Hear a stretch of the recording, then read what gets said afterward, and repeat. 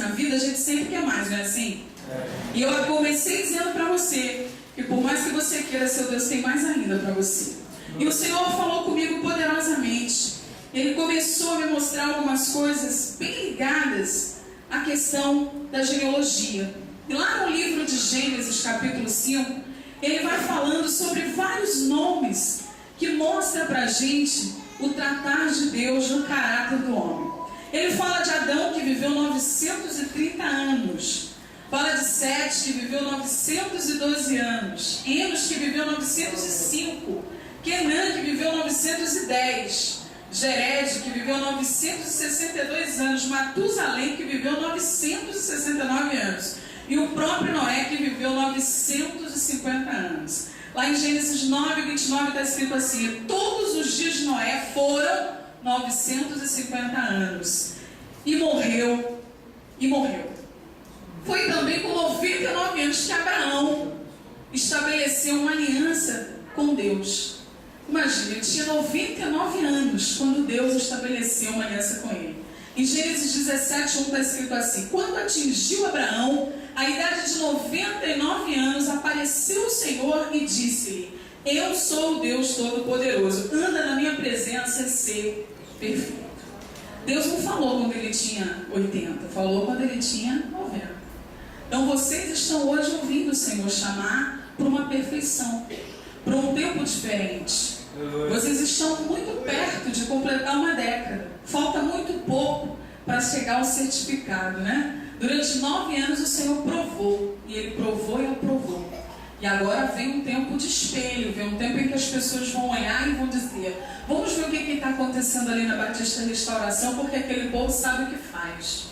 Aquele povo sabe como fazer. Aquele povo entendeu a visão do Senhor. E quando a gente vai chegando no momento de receber de Deus algo profundo, há uma revolta espiritual, porque essa cena que a gente viu aqui no teatro, ela é constante na vida do homem. O mal nunca quer ver o seu sucesso. Ele vai estar sempre numa constante para atrapalhar o seu sucesso. Mas alguém que completa 9 anos tem experiência para contar. Ninguém tem 9 anos de ministério, ninguém tem 9 anos de uma empresa, de um negócio, sem ter experiência. E a experiência, ela é talvez o maior patrimônio que uma empresa possa ter. E trazendo isso para a igreja do Senhor, eu também faço essa analogia. Quando nós servimos a Deus, quando nós começamos a viver com o Senhor, nós somos como crianças. Tudo nos espanta e tudo nos amedronta. Mas quando nós já temos uma caminhada com o Senhor, as lutas são detalhes que fazem a nossa vitória chegar. Quando o inimigo se levanta, a gente já sabe o que vem pela frente, vem vitória. A gente não fica mais tremendo, não fica mais com medo, não fica mais pensando no que vão dizer, porque a gente já sabe que é Deus trabalhando para completar a obra, amém? Você fica à vontade para glorificar o Senhor. Agora, uma coisa muito importante que eu fui pensar também é que os frutos do Espírito Santo são 9.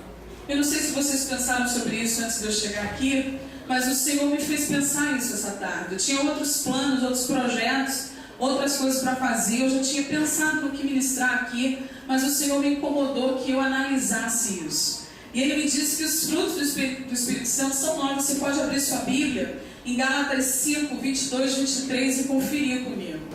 Isso é tremendo, porque vocês estão recebendo de Deus a autenticidade, o selo da autenticidade do Senhor. 9 anos, né? Não existe mais dúvidas sobre a presença de Deus nesse lugar. Eu cheguei aqui e fui completamente tocada por esse louvor. E eu vi vocês cantando os próprios louvores. Deus tem intimidade com essa igreja. Deus fala com essa igreja. Essa igreja não é uma igreja que reproduz a voz do Espírito Santo que ela ouviu de alguém, mas ela é a igreja que emite a voz do Espírito Santo que ecoa daqui do altar. E isso é muito lindo, isso é muito maravilhoso, porque sentir a presença de Deus não é apenas um privilégio porque a gente ama Jesus, não. É um privilégio porque mesmo amando Jesus, às vezes a gente anda de galho em galho e não sente a presença de Deus. A presença de Deus não ocupa qualquer santuário. Ela não ocupa qualquer prédio que tem uma placa de igreja. A presença de Deus ocupa o lugar que cabe Deus, e nessa igreja cabe Deus. Pessoas estão aqui servindo o Senhor de todo o coração. Pessoas estão aqui fazendo a obra Deus. Pessoas estão aqui santificando esse lugar, santificando esse bairro. Quando o pastor falou São Caetano, eu quero pedir perdão para os irmãos com a minha ignorância, mas tem muito tempo que eu não venho para o lado de cá, né? Para o lado de cada cidade, eu quase não venho para Salvador. Eu vivo ilhada em Lauro de Freitas, é um mistério que Deus tem comigo. E quando alguma coisa tem que fazer em Salvador, eu falo, Senhor, eu posso ir? Quem trabalha comigo sabe, eu pergunto a Deus, é para ir ou não é para ir? Porque teve um tempo que o Senhor me pediu para ficar lá guardada, e eu obedeço a voz dele. Então eu vim e falei, Senhor, me leva. E esse lugar está lindo, eu senti paz nesse lugar. Eu vinha para cá 8 anos atrás, 9 anos atrás, fazer um trabalho com o governo do estado, e a gente percebia a opressão, né? Um lugar, espiritualmente falando, um lugar difícil de você ficar.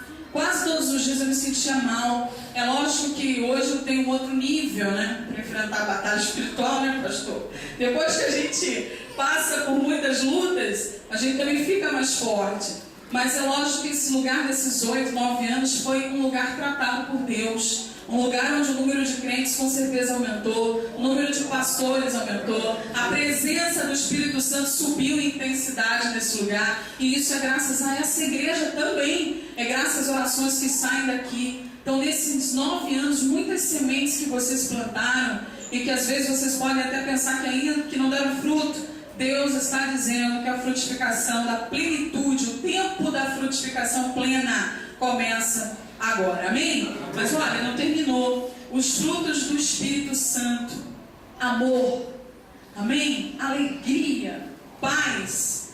Não tem coisa mais tremenda do que a paz. Não tem coisa mais sobrenatural do que você ter paz.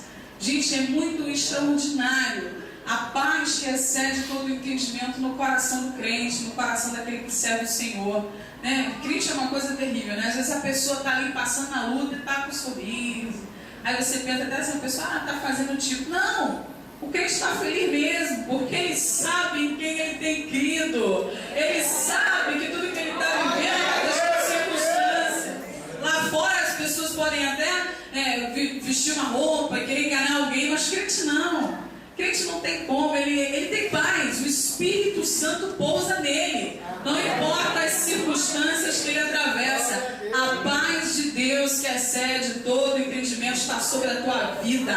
Aleluia! A alegria do Senhor que é a nossa força. Inacreditável isso. Crente é uma coisa incrível. Olha, vai ter pastel na cantina, pronto, já está todo mundo alegre. Não precisa muita coisa, né? Então essa alegria, essa força que move o mundo, não se engane, meu irmão, você que move o mundo, são suas orações. É porque você está dentro daquele ônibus que você está orando para ter um carro, mas é porque você está ali dentro daquele ônibus que não teve assalto, que não teve morte. E às vezes você precisa estar ali. Não é porque Deus não pode te dar um carro, não. É porque a tua presença ali está garantindo a vida de muita gente. Vamos entender os mistérios do Senhor. Vamos entender o porquê e o pra quê das coisas de Deus, ao invés de a gente ficar só buscando o Senhor por alguma coisa concreta. Amém? Olha, longanimidade. Olha, crente, eu vou falar uma coisa, né? Crente vai perder a paciência. Às vezes você perde a paciência com crente. Eu sou triste, viu, pastor? Eu tenho hora que eu falo, meu Deus do céu, mas como é que aquele pastor tolera isso? Eu falava isso. Se eu fosse a pastora, eu não deixava fazer isso. Olha, irmão, vou te dizer, viu? Nunca vi na terra. Que luta, depois que me deram esse título de pastora, viu, pastor? Eu já tentei devolver, não consegui. Mas você parece que vira um ganho da noite pro dia, né? Tudo não vai dar um jeito. Isso é coisa de pastor, não? Tudo pastor vai dar um jeito. Ele vai resolver. Ele ajuda o irmão A, mas ajuda o B também. Essa longanimidade não é. Aí eu pensava assim, o pastor faz isso porque ele não quer brigar com ninguém. Ele quer ficar bom com um e com o outro. Não. Ninguém consegue ser bom com um e com o outro se não tiver longanimidade. Se não conseguir perceber a dimensão que Deus tem para aquela vida. Porque às vezes o nosso caráter quer tratar das pessoas, mas quem trata das pessoas não é o nosso caráter, é o Espírito Santo de Deus. Não é aquilo que eu imprimo como certo, como correto, como que é devido, que é o que o Espírito Santo espera de alguém. Primeiro porque Ele conhece cada um.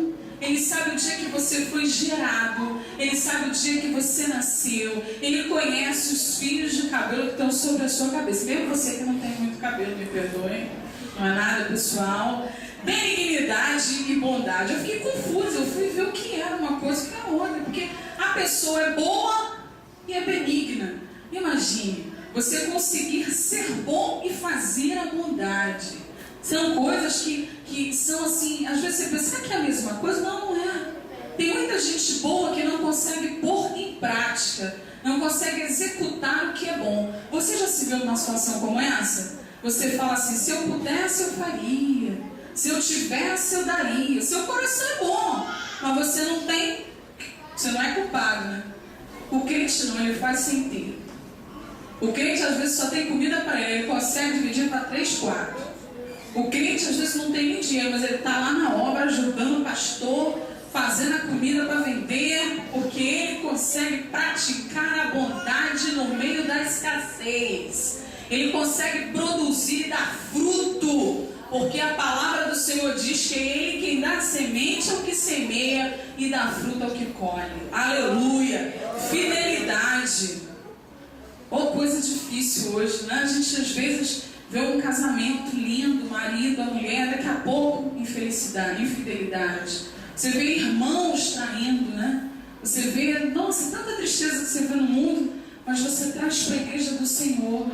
Você traz para dentro da casa de Deus, você traz para aqueles que são filhos do Senhor, você traz para aqueles que são frutos de Deus, aqueles que são a imagem e a semelhança do Senhor, e você consegue ver gente fiel um ao outro. Eu conheço a Fernanda, tem um mês já, Fernanda?